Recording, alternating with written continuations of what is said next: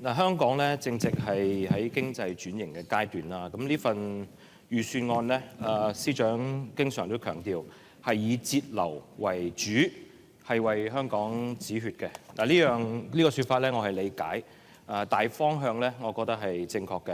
咁但係當然啦，大家好多同事都提咗啦，自2月發布以嚟咧，其實國際形勢咧係急劇、好迅速咁樣係變化咗啦。咁夏寶龍主任前2日喺發言裏邊都指出咧，面對外部勢力嘅打壓同地緣政治嘅挑戰咧，香港作為自由港呢個核心地位，亦都係受到衝擊。咁未來嘅大環境咧，可能咧亦都係相信會更加嘅惡劣嘅。所以預算案估計本年度香港經濟將增長3%咧，我自己係有少少擔心嘅，所以亦都希望咧政府可以保持警惕。呢個相信我知道所有官員都會知道㗎啦。咁但係咧我自己大家都知道咧，有國家作為堅強嘅後盾啦，我自己對香港長期發展咧係充滿信心。咁但係我亦都係好相信有危必有機嘅，所以之前所講啦，以節流為主嘅一個理念咧，我哋同時間都要多啲去諗辦法，尤其是係新嘅辦法，點樣為香港咧去開源、去揾銀。嗱，我熟悉嘅體育方面去講先啦。我覺得盛事化同埋產業化咧係重點，應該係持續推落去嘅。啟德體育園已經正式開幕啦，係咪？我哋亦都係舉辦咗好成功嘅7人欖球賽。有12萬觀眾，一個歷史新高嘅出席率，亦都係好多外國旅客因為七欖咧嚟到香港，亦都係讚不絕口。咁充分證明咗香港有能力打造國際體育盛事之都呢個定位。咁有咗入場券啦，我哋有咗啟德係有咗入場券，咁點樣去更大力度咧去推到我哋呢方面係開源，去開闢一個新嘅產業咧？呢個係值得我哋去諗嘅。我見到預算案裏邊咧，司長嘅表述係咁寫嘅，係有更策略性咁樣去吸引有顯著經濟效益嘅城市或者一啲活動咧，係嚟到香港嘅。呢個表述我係非常之認同，因為以往感覺咧好多咧就係政府就喺度等人嚟申請，我哋就可能支持通過 M+，但係而家係有策略性啦，即係去研究。喂，邊啲係對香港好呢？邊啲係有經濟效益？邊啲可以大肆發揮呢？我希望政府可以更主動同我哋業界去傾，我哋可以提到好多好意見。我知道政府而家亦都係優化緊呢個 M 品牌制度，咁咧我好希望咧，亦當佢亦都係相當增加，希望可以考慮增加一啲資助啦。咁但係除咗政府嘅資助以外咧，我覺得亦都係諗多啲新橋啦，點樣去吸引更多嘅市場資本、市場資源、社會資源去支持我哋呢個城市經濟咧？例如稅務啦，或者有第二啲唔同嘅租金場地嘅支持啦，係咪都可以去諗咧？我哋可以一齊有個好嘅一個 package 啦，所謂去對外一齊去搶一啲城市翻嚟。嗱，預算案裏邊點名講咗 Live Golf 嘅，呢個係非常好嘅一個活動。咁但係咧好多我見傳媒咧冇乜報導嘅就係咩咧？其實個獎金池係好高嘅。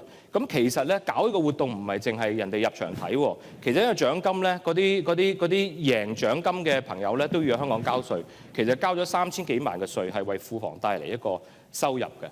咁其實大膽再講啦，除咗高爾夫球之外，其實網球都係一個好好，我自己覺得一個基礎性嘅一個我可以發展嘅一個項目，係咪？我哋成功舉辦好多 ATP 啦、WTA 啦等等嘅賽事，啱啱亦都公布咗咧會拉一個叫 UTS 嘅新型賽事嚟到香港。咁其實咧，大家都可能了解啦，咩叫盛事化咧？係咪淨係搞個網球大家嚟睇咧？唔係嘅，其實我承認嘅，好多呢啲主辦權或者購買啲主辦權咧係幾貴嘅，亦都係唔平啦嚇。咁但係咧，其實佢係一種投資喎。如果買咗嘅話咧，呢啲權咧係屬香港嘅。你而家未用到，你其實可以租俾第二啲人用，係有一個合理嘅回報。但係你自己用啦，你可以用網球或者呢啲大型盛事咧，為香港做體育加旅遊，係增加我哋嘅收益。所以好多呢啲橋，其實我哋好願意同政府多啲去溝通，利用到我哋所謂呢個國際連通嘅一啲關係同埋我哋優勢咧，係幫香港甚至係幫國家咧，係舉辦更多高質量嘅盛事活動。咁我亦都好高興預算案啦，亦都係好多同事都提咗啦，係接納咗我意見咧，亦都係規範咁樣去合法化呢個籃球博彩市場嘅。咁好多場合我都提過呢個觀點啦，我就唔喺度嘥時間多講啦。都知道而家已經做緊呢個公眾諮詢，咁亦都係行緊啦。咁但係我自己唔賭博嘅，咁但係點解我作為體育界嘅代表咁關心呢個議題呢？因為睇翻好多周邊嘅地區啦，甚至係內地唔同國家啦，外國亦都有案例啦。其實佢用呢個合法賭博嘅收入去支持翻本地嘅體育發展，甚至其他公益項目，其實好多唔同嘅案例啦。所以我係欣喜見到政府係行呢條路，係聽公眾嘅諮詢，行第一步係希望可以做到呢件事。嗱，所以咧，如果事成的話咧，我都希望可以政府咧亦都係關心如何有效咁樣利用到合法賭博嘅一啲收益，大力咁樣支持咧本地嘅體育文化嘅發展咧，尤其是喺專業呢方面、產業呢方面咧提升佢哋嘅力度嘅。另外一方面啦，喺文化藝術咧，嗱，本人申報先，代主席，我係香港藝術發展局嘅主席。咁啊，作為中外文化藝術交流中心，我哋有一個好重要嘅使命，就係要對國際嘅交流同埋合作。咁我哋都報告一下啦，我哋首屆嘅香港藝術博覽會咧，其實都係非常之成功嘅，吸引咗好多國際嘅友人、業界嘅朋友嚟到香港，大家都賓至如歸。咁我非常樂見，亦都係業界樂見咧，預算案繼續支持明年舉辦嘅第二屆嘅活動。我自己希望呢個活動係長做長有，希望係真係可以打一個長遠喺我哋呢個地區嘅一個品牌性嘅表演藝術嘅活動，亦都係可以話咧係落實到國家俾我哋一個新嘅使命，深化國際交流合作嘅咁嘅使命。咁啊，我期待未來喺呢個平台底下咧，會吸引到更多人嚟到香港。另外一個我想特別提咧，我哋香港亦都有一個好重要嘅使命，就係文化出海，係嘛？咁其實咧，政府之前咧都推出咗一個歐亞文化交流電影製作資助計劃，我覺得呢個係一個好創新嘅開始，亦都係繼續我希望大力支持落去嘅，因為啱啱啦，大家都估唔到美國電影都係受到一個影響嚇，即係其實內地已經係不容許美國電影咧喺內地播放啦。咁啊，國家亦都啱啱上個禮拜同西班牙簽署咗咧深化電影領域合作嘅一個大方向，所以其實我覺得呢樣嘢咧喺香港係可以更大去發揮，係幫到我哋國家喺文化輸出、文化合作呢方面咧係做更多嘢嘅。西班牙可能係一個開始，我哋亦都可以主動同其他一帶一路國家喺文化電影上邊咧做得更多。嗱，唔係淨係錢嘅，錢係當然緊要啦。咁但係其實係要系統性去做，除咗文體旅局嘅支持、錢銀電影發展基金支持，其實局長都喺度啦，經商局駐外辦等等嘅文化功能對外對接咧，其實可唔可以一齊去做，令件事咧可以1+1係大於2嘅。要實現文化體育嘅產業化咧，其實場地係好重要啦。呢個我諗大家好明白，唔使多講啦。我想提一個概念，就係北部都會區。施政報告裏邊都有提嘅，就會預留一啲文化體育嘅場地咧。咁呢個大方向當然係支持啦。咁但係點樣去做咧？能唔能夠跳出以往嘅思維？